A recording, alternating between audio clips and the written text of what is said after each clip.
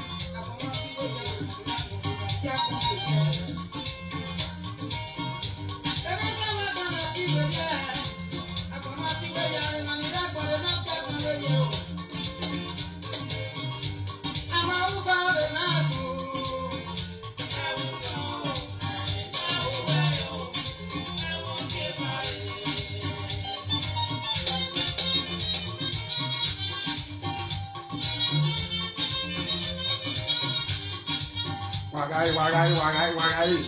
A ver, dime.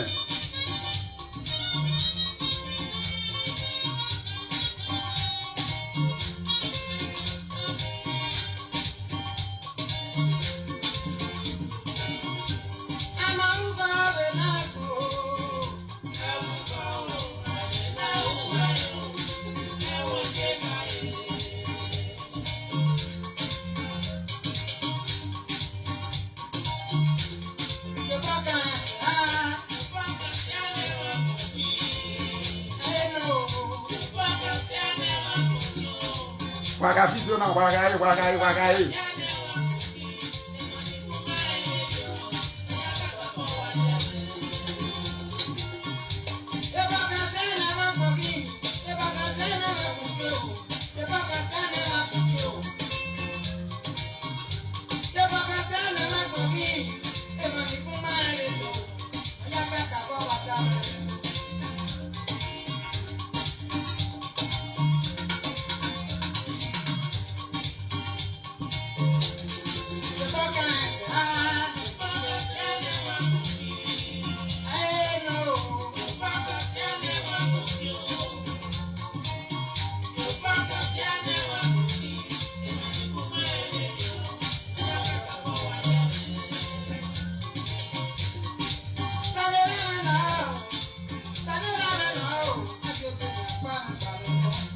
Yes, so I will have me given.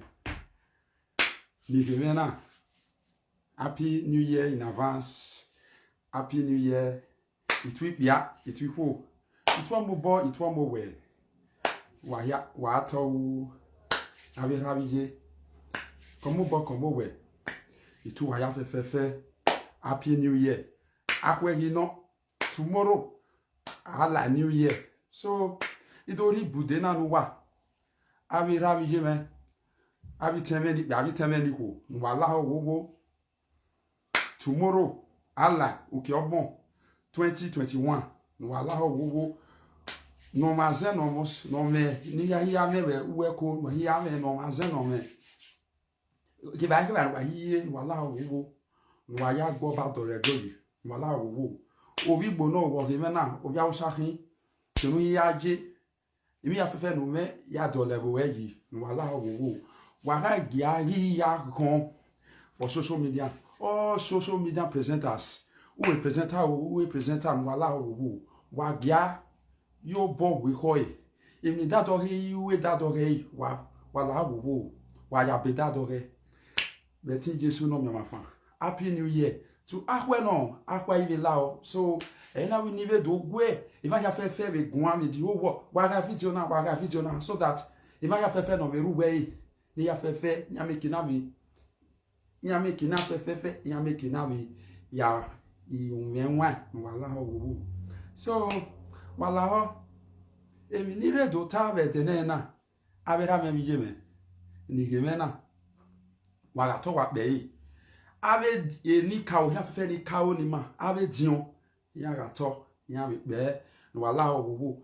so a new year na allow na de na hwe una mo ma go la ho tie nu ga be no aya rie na wa wo ma bagui tie wa e wo ri abi la ho kola may you began may he forgive you this 2021 imaho na yeso la ho at all obiabo boyfriend and girlfriend husband and wife do wa kagwi sin una dey quarrel since mo na settle 2021 imaho na yeso la ho o ya me do ribu de na ya kokwo ya fefe no hige me na be de na ya fefe a new year na mama ho ni ma yeso wonyanga ya la ho so obia no be nyabwa obo kan we nu rigo re na be ya le da mi pona wala ho wo wa be ko bita na be do miegwe e ba ha bi do sieso o mo o hi bi sieso be wo wa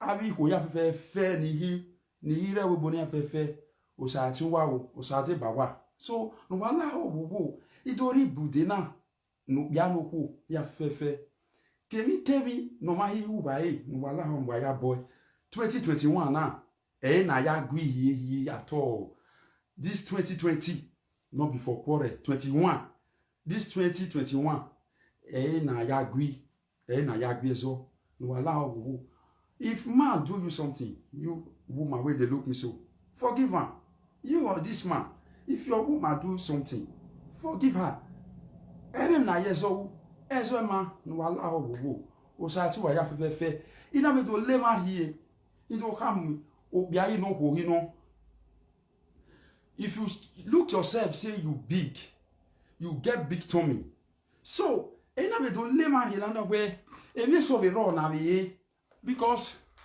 your big belly ima onu mwela 2021 because maybe maybe your wife no dey tell you say honey daddy your belly too big but you yourself you think say maybe na enjoyment no be enjoyment it have to live and review a cast on na be so that you as a man you as a woman if you take on your tummy or be reduced so we be okbolo na be say it too big it too fat no this so you have to take care make una see and say yes so the castle it dey work for my body it dey work for my family both children so family papa mama all your children they need them so make they take nothing all those children they will fresh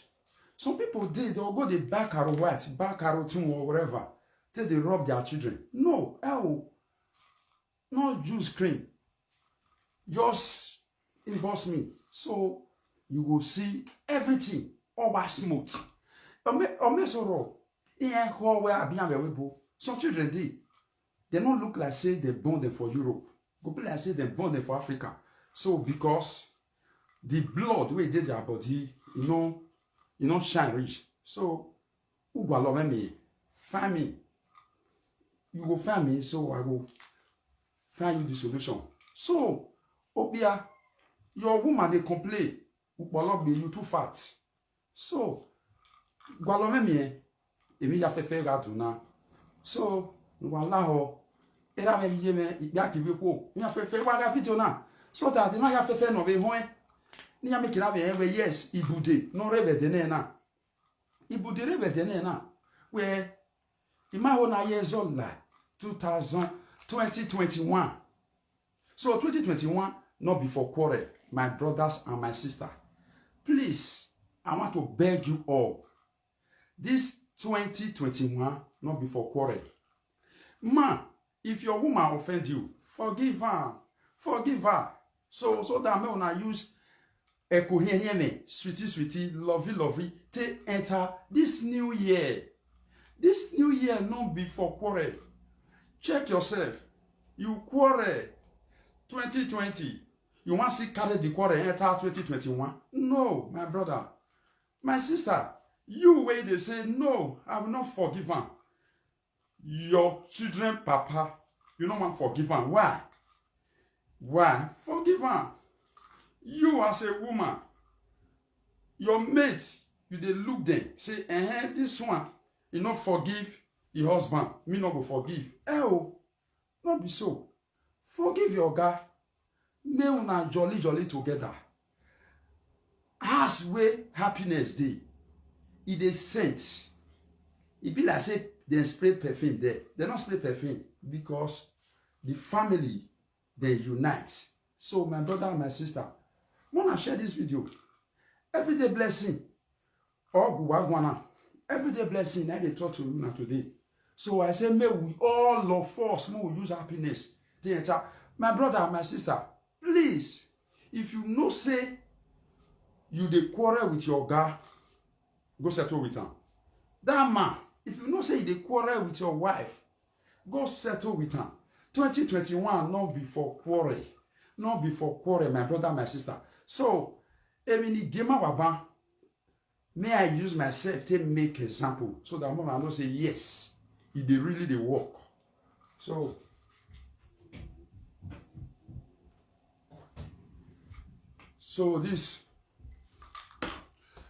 if you take cup, you put water inside, glass water.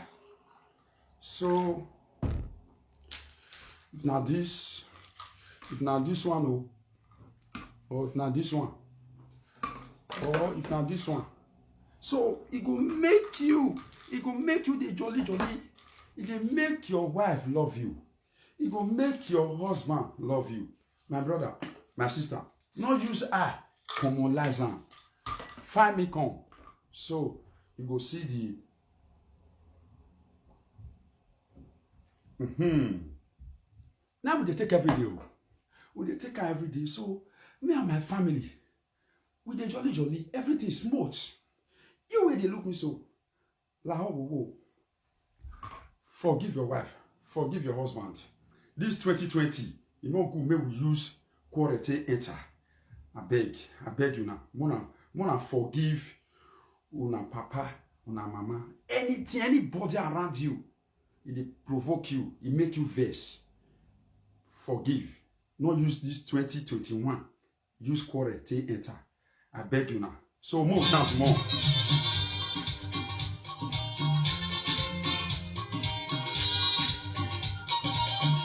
Wagai.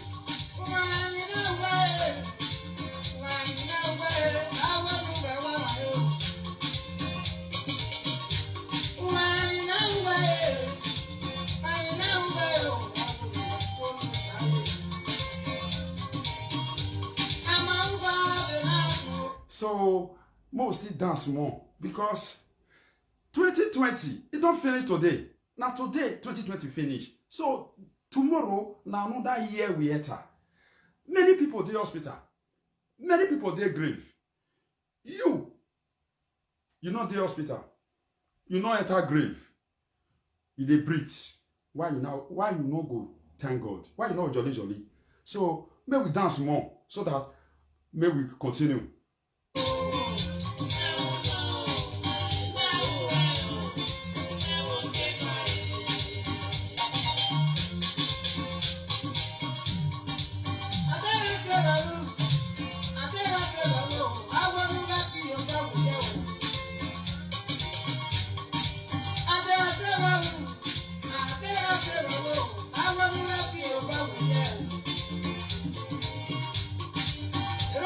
Again.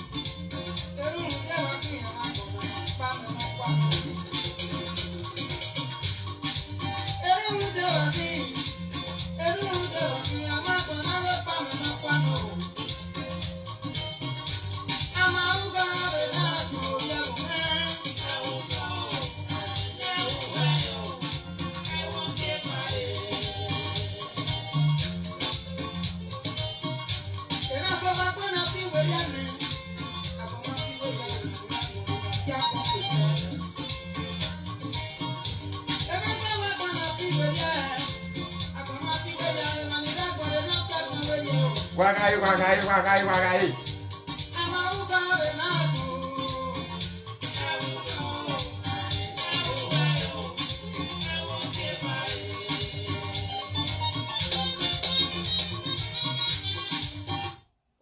Tell me who, my brothers and my sister. All those kind of video, now they support the share. Not be weird that they insult people. Not be weird that they naked. Person naked for live video. If you not share am, then go see am. No. Not be all those things we support the share. Waiting go help our community. Waiting go move our community. So now we suppose the share. Not be weird that they quarry. Not be weird that they open body. So my brothers and my sister, if you be that man, if you be that woman, where they share waiting no good. For today, stop on, not carry enter 2021. My sister, if you that person, where they share woman nakedness, share and give your friends. Today, the end, stop on, not carry enter 2021. That man, you where they share naked man, naked woman, give people for WhatsApp, for anywhere, for they inbox everybody because of the person naked. Stop am today, no carry enter 2021. Today, everything where you they do, where not close to God, today drop am. Today now be the end. So may we dance more so that may we still continue.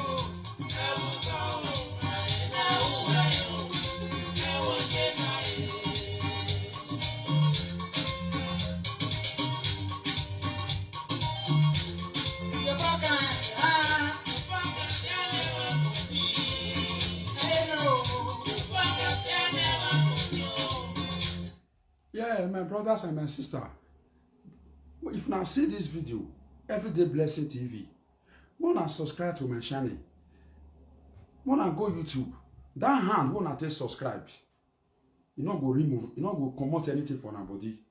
Any man, any woman who see this video, try and subscribe. That hand will take subscribe. That hand money go follow and come. This 2021, blessing will follow that hand. Not see this. If you see this video, share it. So that if you not like her, maybe your neighbor, person way close to you, he like the video. So maybe the person will still benefit something from here. So maybe we go small. More still dance more so that we'll go ahead.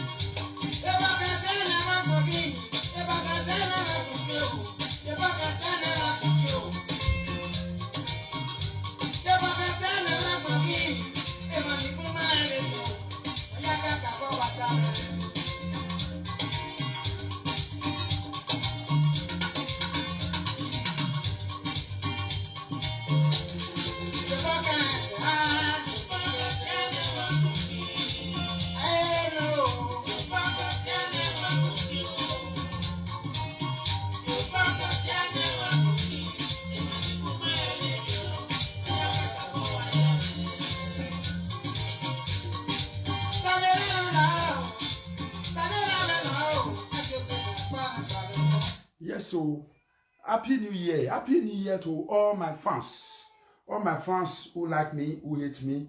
Happy new year to you all. So my brothers and my sister, if you now see good thing, if you know say you they share bad thing before, from today, no let I follow you later tomorrow. My brother, please, anywhere, all the whole social media presenters, all the whole social media blogger, YouTube blogger, whatever, you don't they operate for YouTube, for Facebook, Instagram. As a man, we will leave quarry. May we use one hand to carry ourselves. We be black, brothers and sisters. All those things, where would they do so? Or you both know they do this kind of thing. Waiting we black they do to each other for the Western world. My brother and my sister, please, anything for your heart. Use and forgive your neighbor. Love yourself. As you love your neighbor, love yourself like that. My brother, so moi aussi danse, moi aussi continue. So, go see.